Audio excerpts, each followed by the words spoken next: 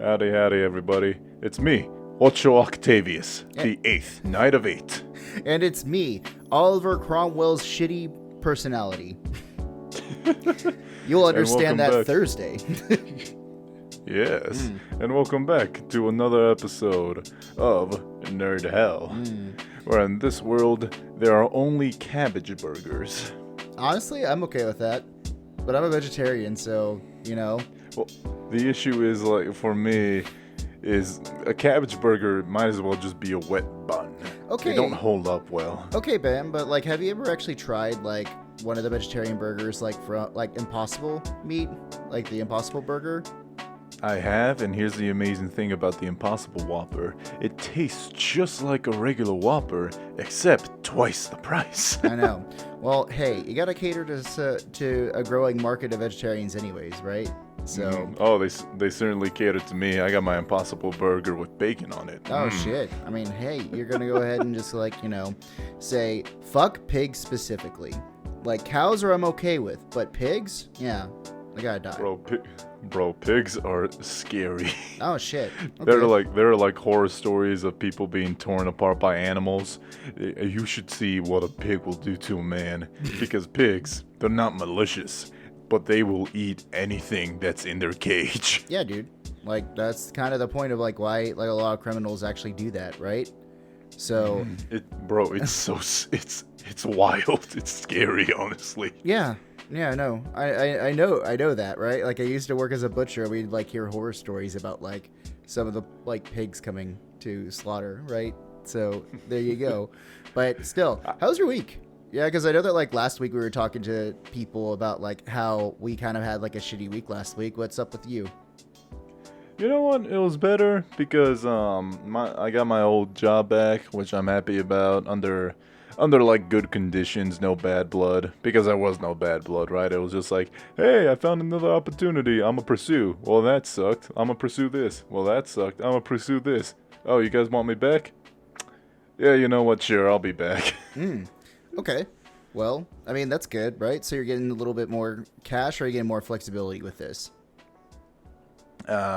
I'm not going to say anything. You're not gonna say, okay, fine. because like, I'll say it to you off air. Okay, that's fine. I accept that addendum to this. That's fine with me.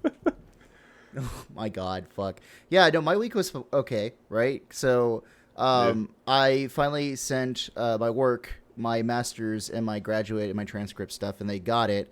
And they applied the bonus to my paycheck because they get a stipend for having a graduate degree and then having a graduate degree in this subject that I'm an expert in. And then they were going to give me another stipend for teaching a high-level class. So, hey, right? That's a good chunk of money. All right. No, that is a good chunk of money. And I just remembered another piece of good news. What? I finally taught my dog how to fetch. You finally taught your dog how to fetch. She likes squeaky toys, and she likes them soft and hairy. What type of dog do you have? Oh, it's a Puli. A Puli. Puli. What is that? Yeah. Oh, so shit. It's basically, is it like one of those, is it a it's Hungarian like dog? Hungarian. I thought it was Australian, but it's like a mop dog, like the Commodore. Yeah. But they were bred for sheep herding. Yeah. Because these dogs, they got dreadlocks everywhere, like Bob Marley level dreadlocks. Mm-hmm. And the reason is, if a sheep tries to bite them, they're just gonna get a mouthful of hair. That's the most important protection. Hair, I guess. Mm-hmm. I don't know. It's like when mongooses puff themselves up with, like, cobras. They're just like, try to get me, motherfucker. You laugh, but in anime, Hunter x Hunter, there's characters whose power is hair, and it's like, you can't punch me, I have too much hair in the way. Oh my god. You know, I'm going to say something that's probably going to ruin a little bit of my anime street cred, right? Is that I haven't watched Hunter x Hunter yet.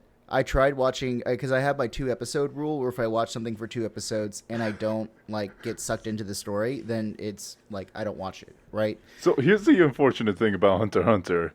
I agree, and it takes, like, 10 episodes. After episode 10, it becomes the best anime on Earth. Yeah, but it's one of those of, like, it's really difficult. It takes a minute. Because it's like Parks and Rec, right? Because after season 1, Parks and Rec gets infinitely better.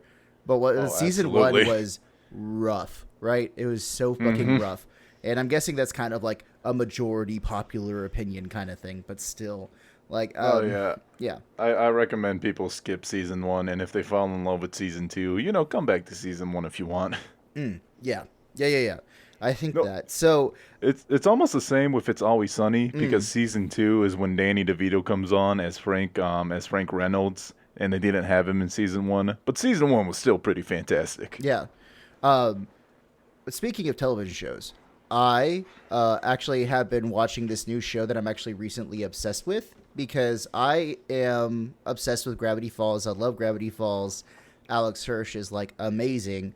And I was recommended another TV show on Disney Plus called The Owl House. And it is the spiritual successor to Gravity Falls. So the setup is essentially that this girl during the summer is going to go to this camp, but because she's so weird, her mom signs her up for like normal camp or something like that, where they try to make the kids normal. And like the funny thing is like you see this picture of this kid like in a box all contorted, and the caption under it says, "Think inside the box." Right? So, and then she gets like sucked into a portal, and it transports her to like this realm of like demons and witches, and she becomes an apprentice to one of the more powerful witches. And I like this show because I'm pretty much all for representation and diversity. I think that it's good that they actually introduced a Hispanic teenager, like a girl teenager, into this show because it's, you know, let's face it, right? Like, how many more toys or stories can you tell about like white kids or like white boys? You need to actually have like some kind of more representation other than that. And I think that's kind of important. Plus the show is really well written. So yeah, like there's one part like in a later episode where they're at a book fair, and you see in the background, there's like a ghost sitting at a stand of the book fair that says Ghostwriter. And I actually laughed a little bit. Because one of the things is like when I find something funny, I won't laugh. But when I find something extremely funny, I actually will laugh. And if a show is able to do that for me, I will watch it till the end. So Well, if it's anything like Gravity's Falls, it's worth giving a shot. yeah, Speaking of something else that's worth giving a shot, Dungeon Dynamite episode 6. Dungeon Dynamite is like, so it's basically a fan-made show that's based on nothing. It's made by this one guy. It's animated on YouTube called Crazy. His name is Crazy Boris Productions, and it's like 10-minute episodes. But it's like the best piece of D&D media I have seen in my life. okay. It is so good. And he finally released episode 6, even though he had all of quarantine to release a new episode. I know I'm backing him on Patreon. Oh, really? Damn. No hate to Crazy Boris, just thank you so much. So, like, after this podcast, I am actually going to go get a pizza. And my old roommate is coming over because Dungeon Dynamite is our shit. Yeah. There you go, dude. Is Dungeon Dynamite more like a D&D kind of thing, or what? Oh yeah, it's basically D&D satire, but it's so incredibly funny. I saw a meme earlier today that was talking about that, where it was like there are two different types of D&D groups, and the top picture was like Lord of the Rings, and the bottom picture was like the cast of Monty Python's like Holy Grail. Yeah, this is a Monty Python Holy Grail one. Dude, like have you checked out Dan Harmon's like Harmon Quest?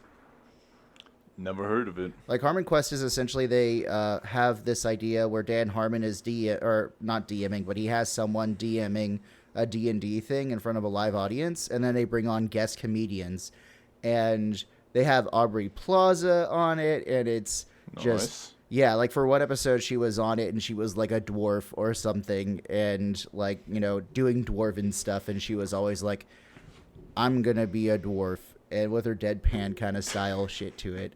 But they animate it, so once they're done, then they have animation come in and they animate stuff to their voice. Kind of like Drunk History, but with, you know, cartoons and D&D. That's fantastic. That sounds good. Yeah, it's actually really good. But you know, I think that's cool that you are still keeping up with some of your old roommates and shit. Oh, absolutely. Because this guy, he was like one of my best friends before moving in with each other. We only split because of quarantine, and because of that, he went back to live with his parents, right? Mm-hmm. And because his parents live here in Utah, my parents live in Texas, so I couldn't exactly like move in with his parents too. Oh, really? Yeah. Wow. Okay. Hey, that's fine. That is okay, right? But still, I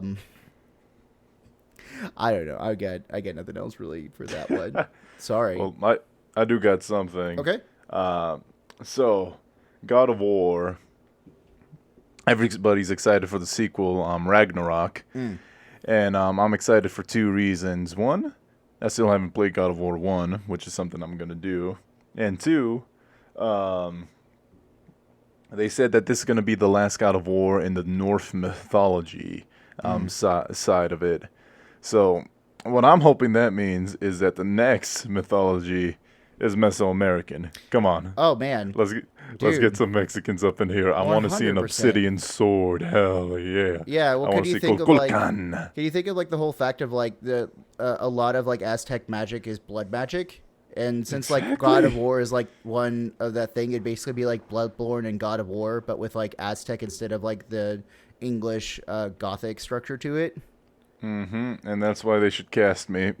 Just like you know how they'll have like with Norman Reedus as blank, or like Mm-hmm. Vin Diesel as blank, Robinson Brown as every background NPC. As every background NPC, you're just sitting there like in the photo booth going, what do you mean this corn is bad? It is obviously fine, and you just like doing A pretend little shit. bit of blood will, a little bit of blood will cleanse it.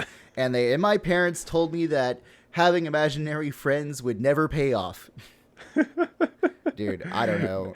Now get me my priest hat. Dude, I'm actually like I saw the trailer for it, and it was one of those few things of just like it's fucking perfect, right? The whole scene where, if no one in the audience has actually watched it yet, go watch the trailer. The scene where Freya like turns into a raven and then turns back into a human and sliced down on the stuff. I was like, yes, I'm here for it. And then the part where they're like, Tyr, do you want to come with us? And Tyr just stands up and towers over Kratos, and I was like, yes, yes, yes. I love it. I love it. I love it. But it doesn't come There- without controversy, doesn't it?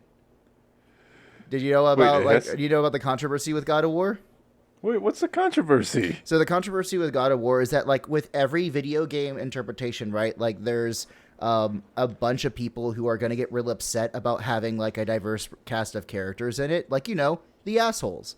So this time it was about Loki's wife, right? So at the end you see this girl like talking to Atreus, and she says something and smirks and walk away. Well, it was confirmed to be from the Norse fairy tales, Loki's wife, right?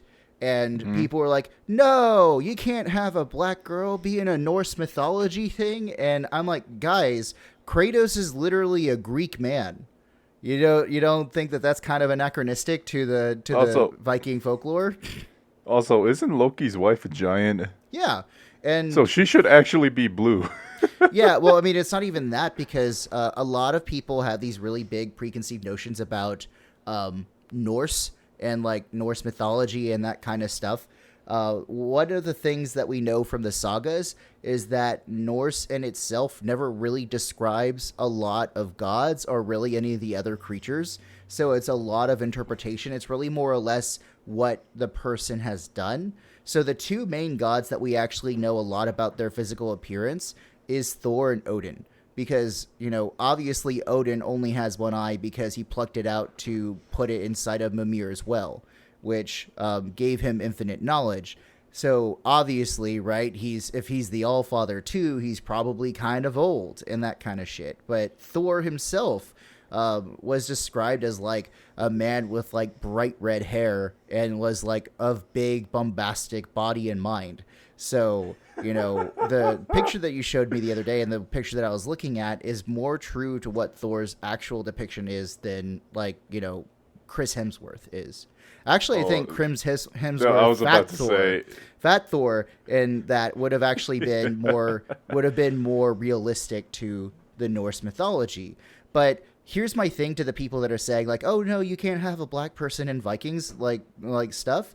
There have been written documents about like what we call the blue people, which are essentially either Slavic people, or for some reason from Africa that were part of Viking raids. Viking is literally a job to them. Like there's a reason why in history we call them Danes and not Vikings, because Viking is a verb. So, yeah. To Vike. Yeah. No, it's just Viking, right? Let's go a Viking. You Viking the house? Wait a minute. So if Viking is the word, then the act of a verb. The act of doing Viking would be Vikinging? No, just be Viking. Man. Yeah, dude. So the whole it's a job aspect, right? Why the hell did I move to America? This language is awful. Dude, it's one of the more complicated languages to study, and it's one of the more complicated things for like historians to look at, because there's obviously not a lot of written records, because a lot of Norse runes were really just property designations. Like, here is my property line, and they would put that in runes, and that's it. So having the Norse sagas, which are poetries that have been handed down, we're not really sure, right? Like if these poetries were 100% the same going from that point onwards. So yeah, like the whole thing about Loki's wife being black. Number one, we never describe what Jotunnar look like, what ice giants look like. So they could have been, right? That's the kind of thing that you need to understand, is that a lot of people, when the Norse sagas kind of are written or they're told, we have these like things of what we believe they look like, and we get upset when someone shatters what we think someone should look like. Like, think about like my voice, right? How my voice is kind of higher than what I imagine myself to have a voice. And then you see me in person and, you know, I'm basically looking like motherfucking Thor over here.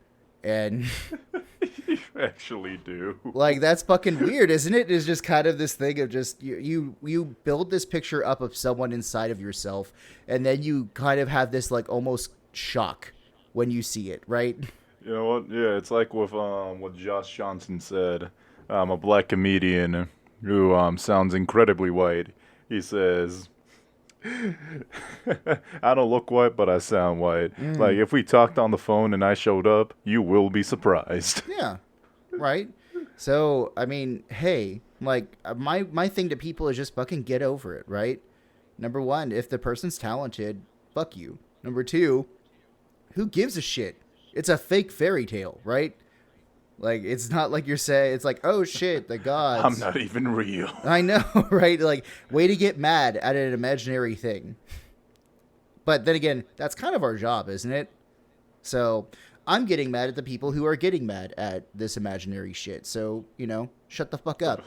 About a controversy I didn't even hear of. Well, that's the whole thing, right? Is that, like, it was basically, like, gonna happen because there's a lot of gamers that give gamers bad names, right? You understand this, right? We were both in an anime club. We know how there are some weebs who are not good, right? No. Yeah. These are the bad endings of what nerds could become. Yeah. Right. Oh. But still, I'm excited. I'm actually really excited to see this game play out. What about you? I am too, because now that I'm going steady on a job again, I can stop making the joke that I'm poor. And since the PS5 is out, everything on the PS4 is going to sale. So I'm just going to be enjoying playing a bunch of games. Dude, I'm actually kind of like a little like, okay, now I have to find a fucking PS5, right? Sorry about that, cut viewers. I accidentally said something that I shouldn't on air. Don't worry, it was nothing bad. It was my grandma's recipe for elote.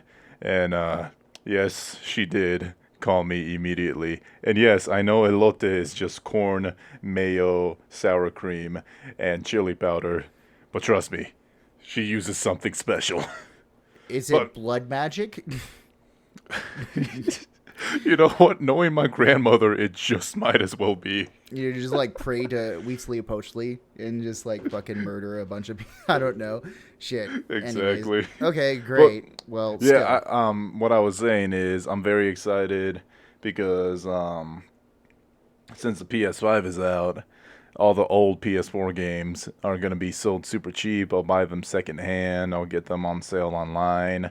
Only issue is nobody's getting a PS5 anytime soon. Yeah, dude. Like, it fucking sucks. But, you know, there is good news on this, right? Because you know how back when we first started with the PS5 and that kind of shit, scalpers utilized, like, bots on the internet to buy up all this shit? And, like, really, there was that moment of, like, bots buying things up and people being like, what the fuck is happening? Stop.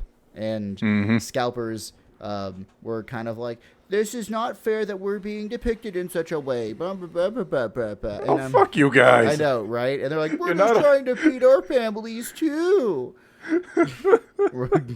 So the good news is, if you like Schadenfreude as much as I do, scalpers are reportedly getting 30% less per PS5.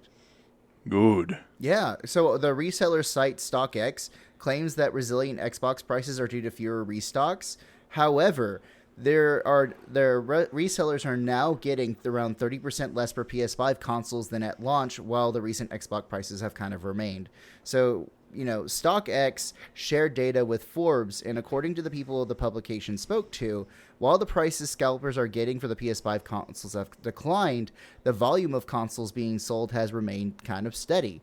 So what StockX is, for people who don't know, is a reseller site that launched in 2016 to focus on sneakers, but then it later became more popular to sell other things outside of, you know, the sneaker community.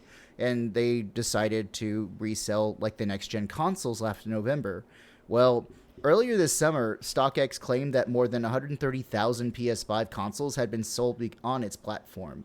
And that, you know, since then, the prices have fallen to 30% since their peak, which was about $1,000 on Cyber Weekend in 2020. So in September, the console actually dropped to $715, which is kind of 10% less than the price in June. What we're seeing is essentially, according to Jesse Einhorn, who told Forbes that this was because the Series X, the reason that it's, you know, sold fewer, had fewer restocks, that's why the price is kind of remaining. But the PlayStation is the Sony's chugging these things out because they want people to buy them, right? Oh my God. Like, imagine being like Sony right now, and everyone wants a product, but there is such like an artificial scarcity to it that the prices, or that you keep just selling them. Like, you can't make enough to get this out. Mm-hmm. And I'm gonna tell everybody a secret right quick. Just call it Best Buy. Like, legitimately, Best Buy, if you have a Best Buy account, they'll be happy to, like, hold one for you, which a bot can't do, right? You can't robocall a Best Buy and be like, hello, you know? So that's like the best way to do it. That's how people got Switches back when there were no Switches available. It's going to be harder for the PS5, definitely. But yeah, that's what I suggest. Do not give money to these scalpers. Well, I mean, because like the other thing is that the PS5 is coming out with a newer model that has like a smaller heatsink, but it's more efficient, according to Sony. And the other idea about this is that, like, even with the newer design of the smaller heatsink, that's it. What else is there, right? It looks like the same PS5. Would you even know? Cool. Can we get it? Nope. It's because scalpers are literally assholes. They are literally shit-spewing assholes. Fuck those people. This is something that everybody can agree with. Fuck scalpers. Except the scalpers themselves. We're just trying to feed our family. I can guarantee that there is no woman on earth that would look your way twice. Or man on earth. Actually, no. To men, we'll take what we can get. Yeah, sure. Well, I know I will. You know you will. Okay, great. Well, anyways, fucking, like, whatever. So, yeah, that's the PlayStation 5 kind of news. Well, speaking of PlayStation 5, at least Knights of the Old Republic is coming to it, right? A remake. And here's the thing. Yeah. I did play Knights of the Old Republic. I liked it. The only issue is it does need not like a graphical overhaul, but for being one of EA's glitchiest games on the market right now, it's somehow their best game, and no, it's not somehow. It is their best game, and that's because they got a team behind it that put heart into it. Mm-hmm. Yeah, well, I mean, here's the thing: is that like, how low can EA go with like the treatment of the Star Wars IP, right? Because what was it a couple years ago, like when EA got the most downvoted comment on Reddit because they talked about how getting skins or getting Darth Vader as one of their like fighting things was like a sense of pride for grinding or spending a ton of money on it. So Mm-hmm. yeah, like EA even made that mediocre Star Wars game that was just a copy of Dark Souls, right? So because like here's the thing, if EA makes a game from Star Wars that is essentially copying Dark Souls and copying like Uncharted, and people gave it praise, I'm like, don't give it praise. This is passing. This is a passing grade. They made a C. So Okay. yeah, Okay. yeah. No, I think like they deserve like the Star Wars like video games deserve better than EA. So, but then again, obviously I'm preaching to a fucking choir here because, you know, Star Wars nerds are just angry about one thing, and that's Star Wars. Because again, we have a very, very clear picture of what happens in our head, and then when we don't get what we want, like the God of War situation, we start molding over the internet. Man, being a fan just fucking sucks. As a Star Wars fan, you got 3 good movies, and then from there you gotta pick and choose what you like. As a Nintendo fan, it's like, oh, sick! Super Mario Odyssey, Breath of the Wild. Can't wait to wait 5 years until they decide to release more heavy hitters. I don't know. I mean, did you ever see Rogue One? Yes, I did, and I thought it was good. I think Rogue But One, in my opinion, is the best of the new movies. all right, sick. Because like I'm not a hardcore Star Wars fan, right? Like Yeah. of course I like Star Wars. I had I had Lego Star Wars on GameCube as a kid, and that was like all I knew about Star Wars. Like I still haven't seen all the movies. Yeah. Yeah. Yeah. Well, I mean, like, you know, my story about being a Star Wars fan started Oh, because I I was know. trying to cheat my mom out of TV time. The Hustler is what brought it out. I am not a fucking hustler. I'm really not. Like, it's one of those things of like I get super uncomfortable when I lie, and I get super uncomfortable like with anything that like feels like cheating. So I was definitely one of like the good kids back when I was a kid, but I was like a little act of rebellion here or there. But whatever, right? So good job, Star Wars. Who knows? Maybe this game won't suck because it's just a remake, right? You know what? If that's the case, I hope they add more glitches, make it funnier. Oh, I hope it's 2K20. you know that like Jake from Steak Farm is gonna be on 2K12? Wait, Yeah, you know the 2K12? Jake from State Farm is gonna be on 2K12 or 2K whatever number they're on right now. okay, the old one or the blackwash one? No, the Blackwash one. No, What? Why? I miss old Jake. They're basically the same character, dude. How much does Khakis. State Farm commercials like mean to you that this is something that you're like really molding over right now? Hey, I had a vision in my head, okay, of what Jake from State Farm should look like. You're okay with Loki's wife being black, but oh shit, Jake being black. What? Loki's wife was never in my childhood. Okay. Bro, like for some reason, I don't know why, but like that the original Jake from State Farm commercial where the dude's like, "You can do that for me."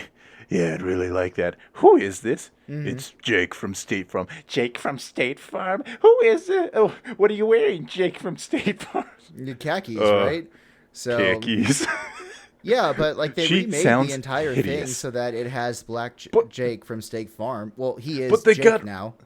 Yes, but they got rid of the line that made the commercial. She sounds hideous. Well, she's a guy, so Yeah, they got rid of the classic line. yeah. So this is what Star Wars fans feel like. You maybe have like a little bit of transphobia under that line, Robinson. Wait, is that what it is? Yeah. How? God damn it. She's a guy. Because it's a joke. It's not a she, it's Jake. Okay. All right. Sure. I'm silently judging you away from thousands of miles away from, I don't know, Texas. Which, And bro, you're a teacher, so that silent judge is powerful.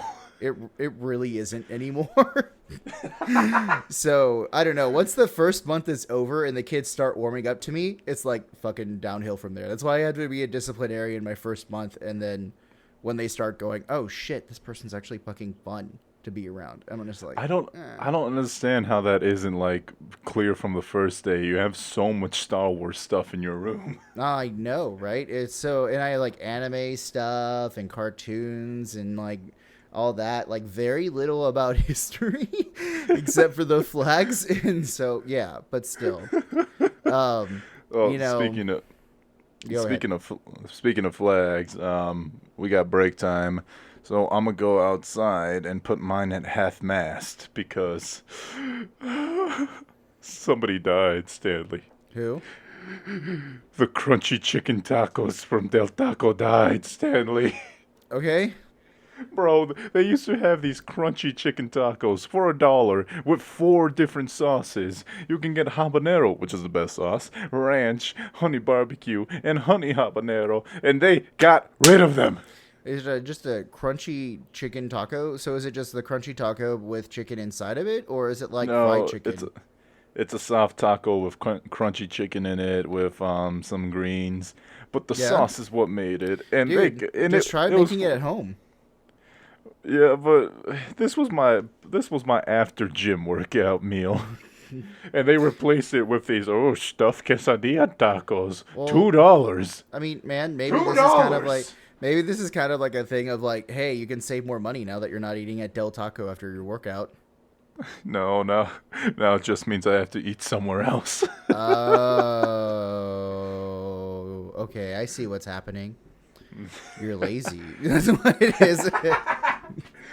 I mean, that's also correct. All right, see you in a second, folks.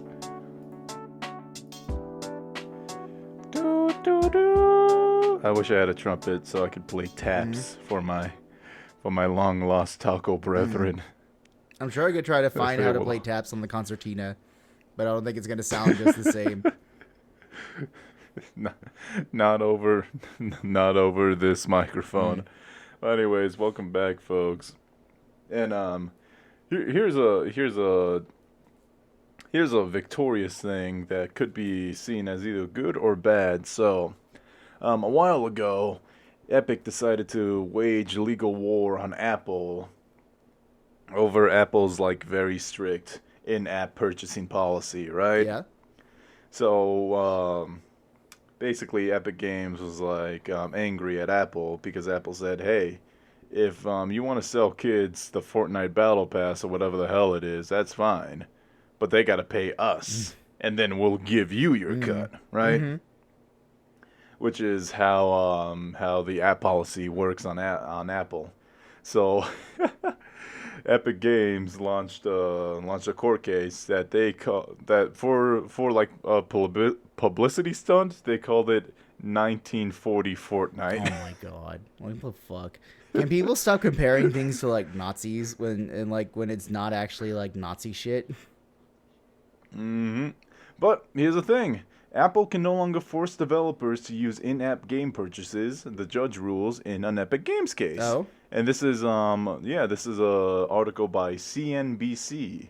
I have no idea what that means, and I hate that all these letters sound like each other. What, CNBC? Well, CNBC is like more like the money one, right? It's Commerce News Broadcasting System or whatever. That's fine, but why couldn't it be Charlie November Bravo Charlie? That's so much easier for me. But yeah, basically,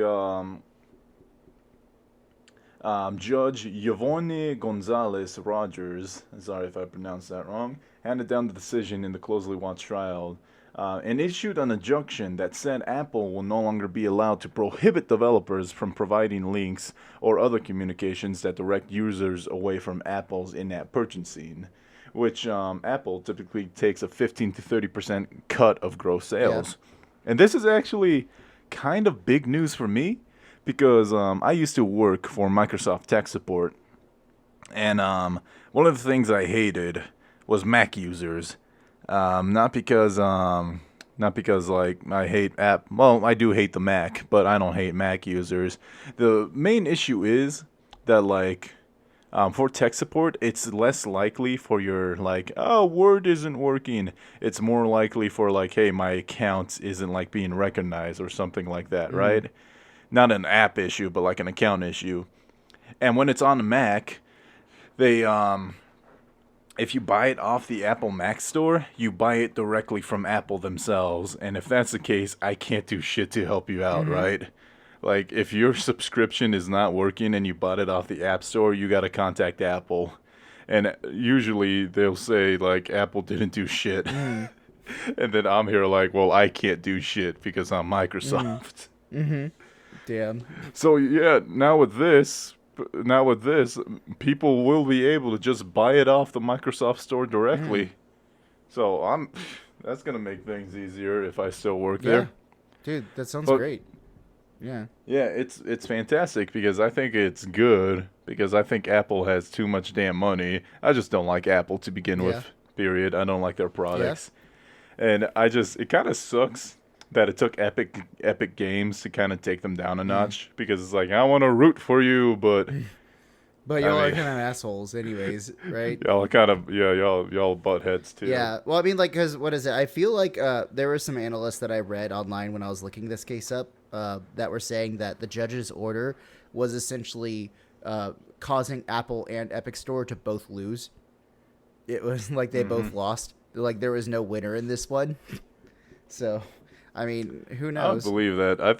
I think Epic 1000% won because instead of it being like, you want the battle pass, give Apple money and then they'll give us our cut. It's like, you want the battle pass? Here, go to our website and buy it there.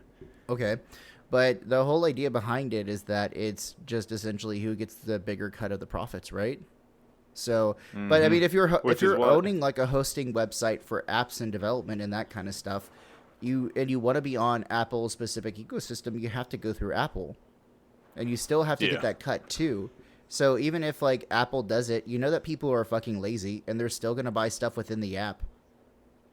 Yeah, absolutely, and that's why I bring it up because it is like just a win for Epic, but I like to think that it trickles down to help some little people as well. Hopefully, yeah. Are you sure? I'm hoping. You're hoping. You're praying. I don't know. Well, I mean, hey, thoughts and prayers to Apple. You know, I know they'll be. I know that Tim Apple will be really upset about this. Tim Apple. But do you know what is a company that is not making, nearly enough money?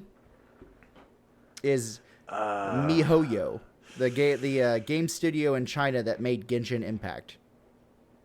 Oh no, I've never played Genshin Impact. I've heard it's like Breath of the Wild, but you can collect beautiful women. Man, I have some people that I know that would be like them some fighting words, my guy. Like, really. I mean, that's completely fine. I'll get them a step stool if they want to slap me. Oh yeah. Well, apparently, MiHoYo's hit game Genshin Impact recently launched a version 2.1 update on September 1st. And already this game has made MiHoYo over $151 million. Now, mind you, we're on September 12th, right? So in about a week's time, this gaming studio made 387% more money than the same amount of time in August. You know, aside from the reappearance of like some of these skins, this update brought also with it a fishing mechanic and 2 new characters.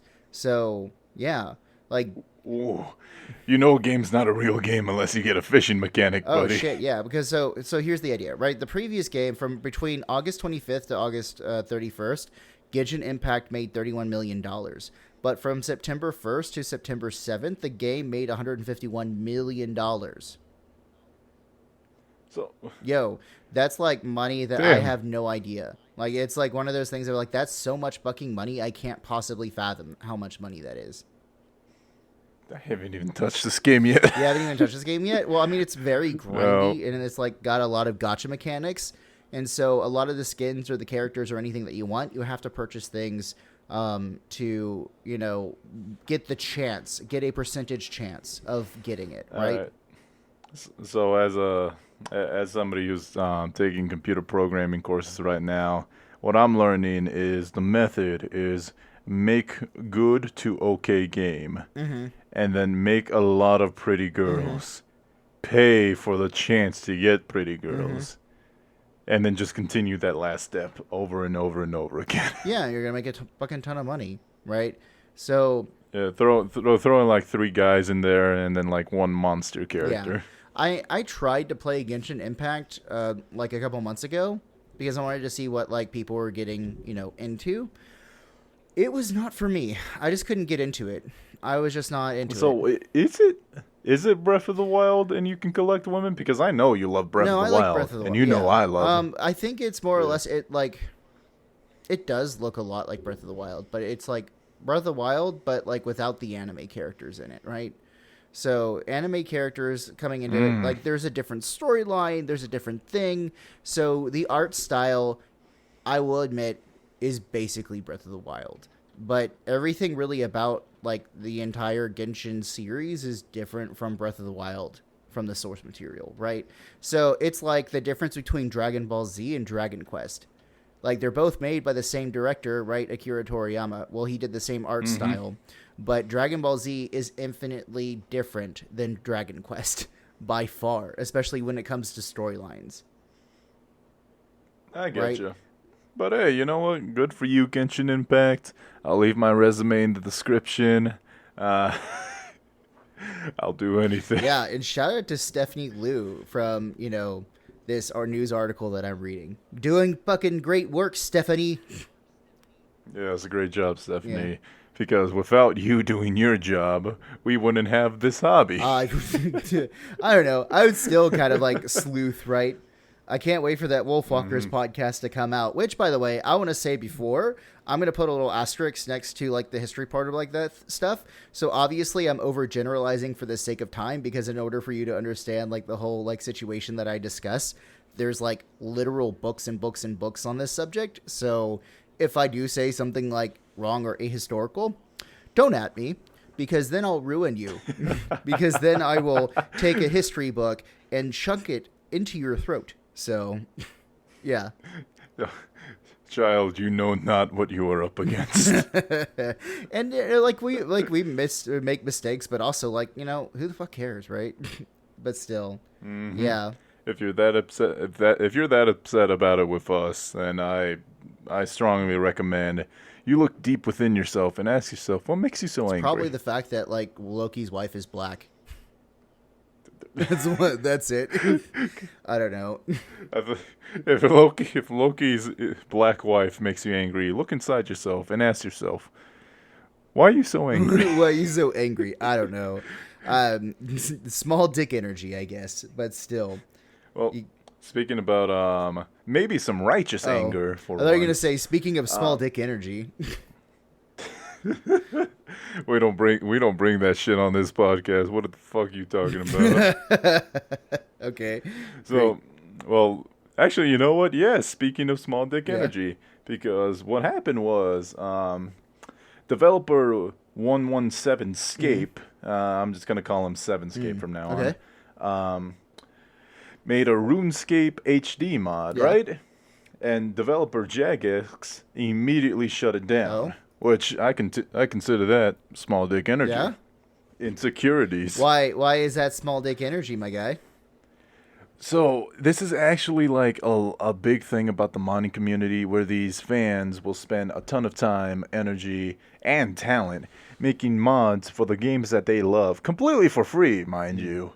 And then the developers are like, nope, fuck you. And this happens all the time. We can see it a lot, especially with Nintendo. Like as I said, being a Nintendo fan is like it's like a on and off happy relationship. No, it's basically an abusive relationship.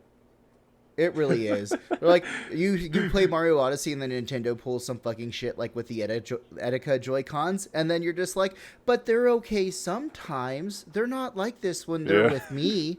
And I just fell down some stairs. I mean, hey, Cappy, he's got some murder behind those eyes, my guy.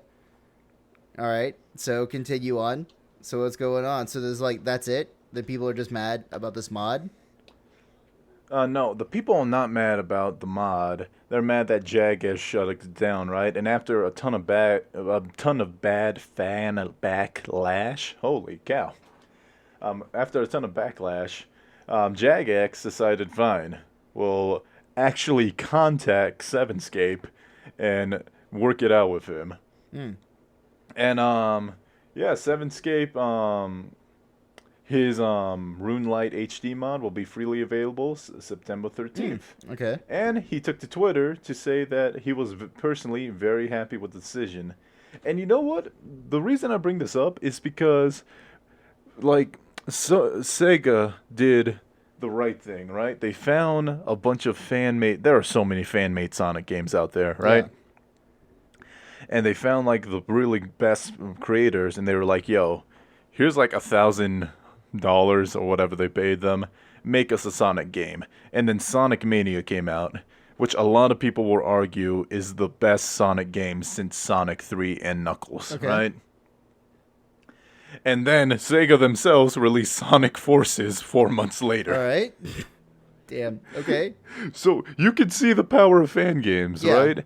And I get it. You can't hire everybody who makes a fan game, but you don't have to shut down every fan project you see. Like, it's stupid. Because, like, it's a great way for upcoming developers to get practice in, right? Because, like me, as an upcoming developer, right? What would I rather do for my first project? Do I want to create my own entire fucking IP, right?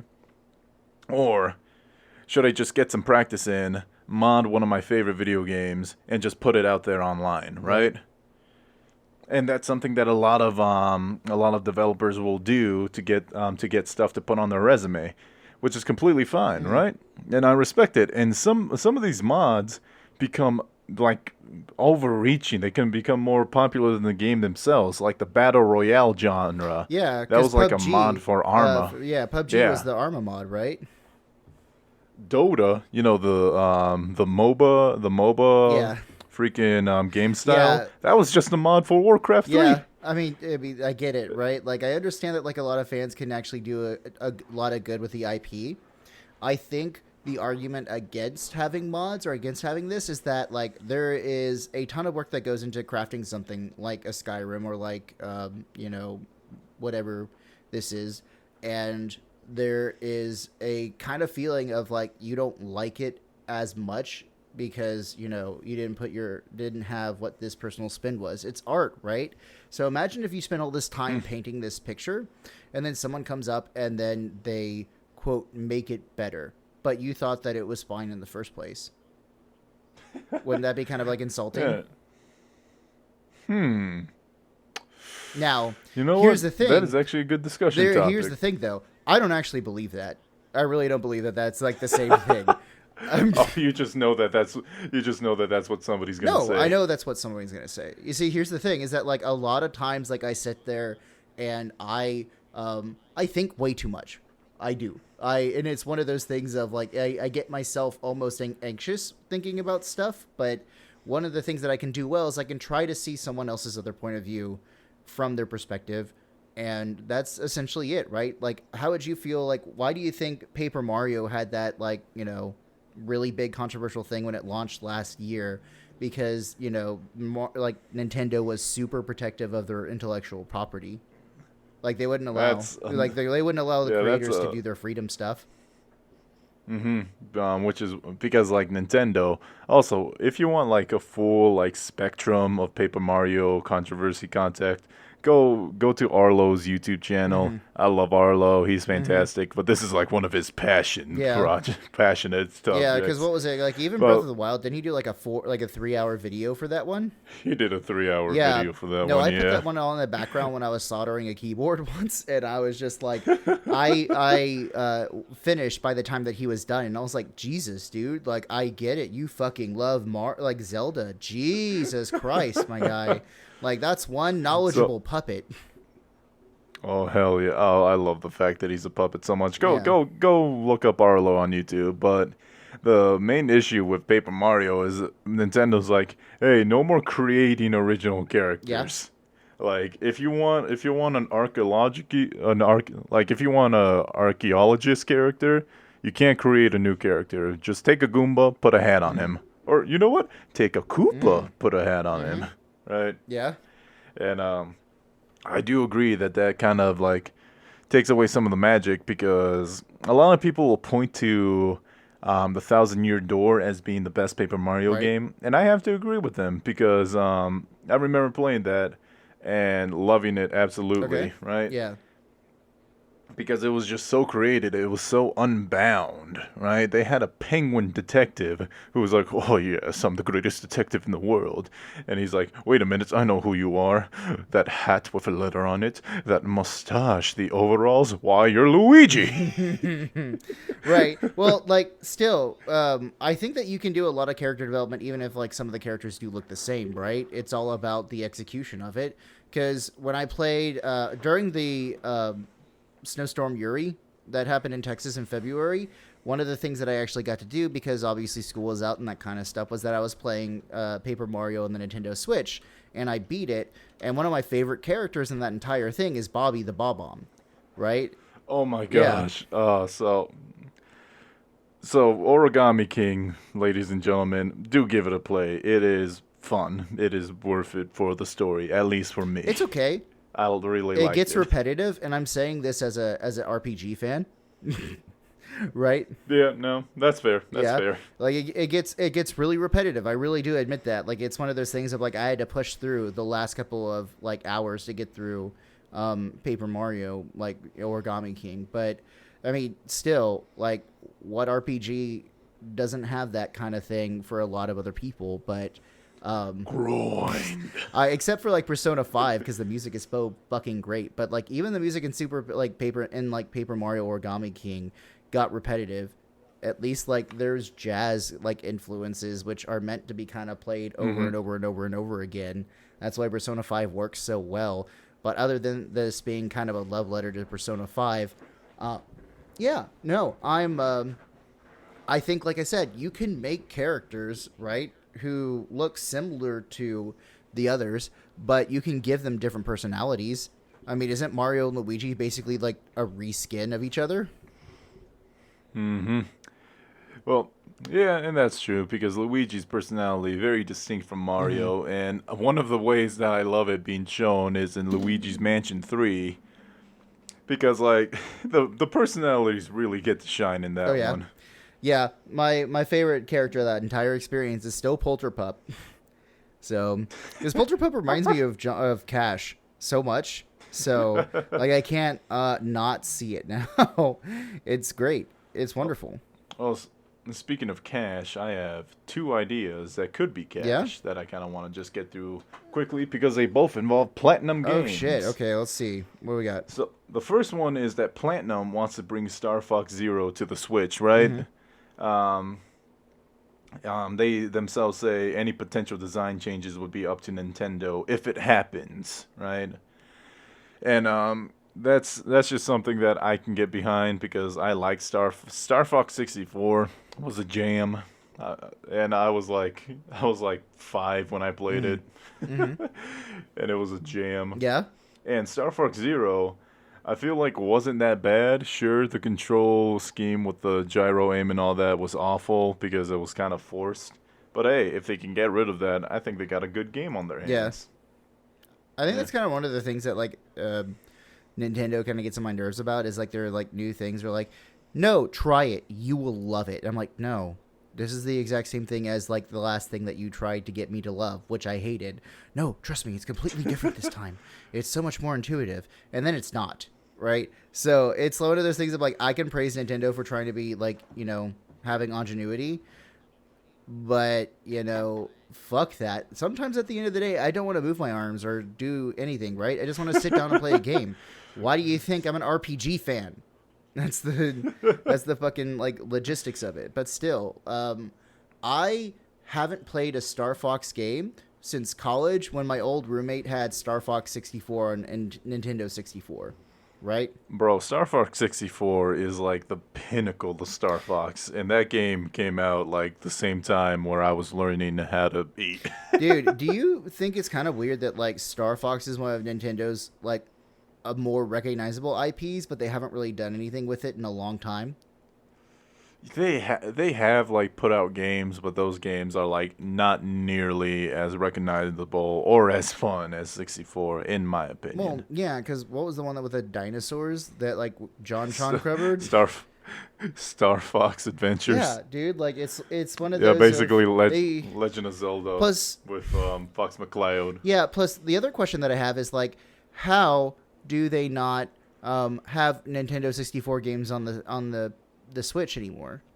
Like, that's because they're stupid. Well, no, because like think about how easy it would be to port over to the Nintendo Switch, right? Obviously, it has way more power than the Nintendo Switch. Bro, Star Fox 64, isn't that like half a gigabyte file? I think so. Like the entire ROM. Oish. Here, I'm actually gonna look it up, right? So. Yep. Star. And while you do that, I actually have another Platinum news story.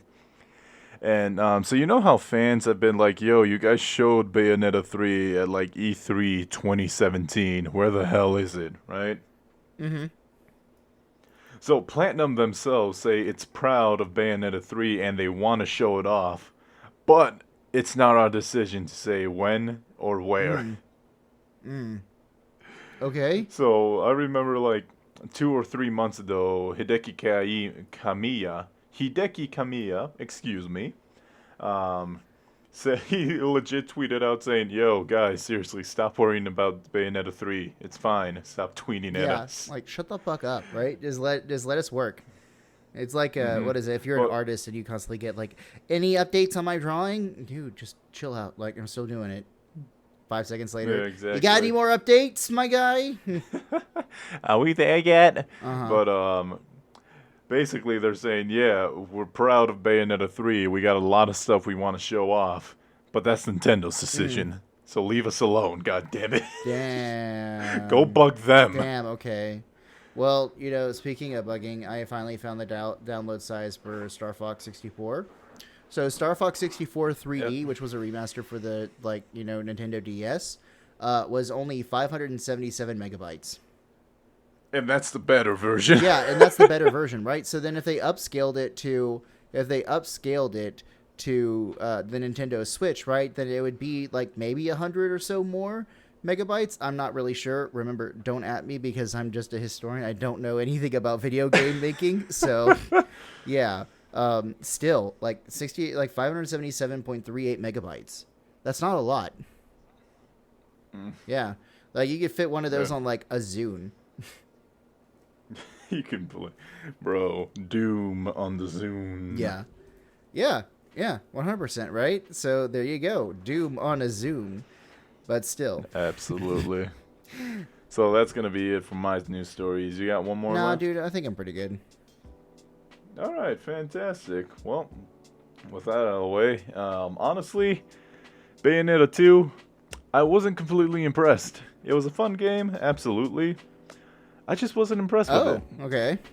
Really? Yeah. Why is that? Yeah, I don't know what it was. I guess what I thought, I think it was just too short, right? It went by too quickly. And although I love like getting a like 50 hit combo, I guess it didn't keep my attention as much as like the new Devil May Cry has. So I really like the Bayonetta IP because I love it when we get mature content out of like something that doesn't do mature content, right? Yeah. Like for example, comic books, anime, video games, blah blah blah. So I appreciate that they have like a mature game, mainly because Bayonetta might as well just be naked. Mm-hmm. If you don't know, all that clothes is her hair. Yeah? Yeah. Yeah? Okay. Well, so what, right? I mean, the whole point is that she's a witch, right? Who gives a shit? Yeah. No, I just like that the Nintendo owns a mature property that's only a mature property, right? Yeah. So I wanna really like it. So I really hope that Bayonetta 3 is fantastic. It's another reason why I love No More Heroes so much, and I can't wait to play No More Heroes 3. Like seriously, I got a paycheck coming up. I'm getting No More Heroes 3 finally. There you go. I finally paid off all the bills. Damn. Okay, great, dude. I have a light in the house You again. have a light in the house again. Okay, great. Awesome. Well, hey, I'm happy for you, but still. Why don't we end on this happy note, right? So. Yeah, of course. Great. So, unfortunately, this is Nerd Hell, so we're not allowed to end on a happy note. That's so true. my go to hell is going to Apple, the entire corporation of Apple. My go to hell is going to be to the Scalpers online. So here's my deal. I'll see both of you in fucking hell. Good night, everybody.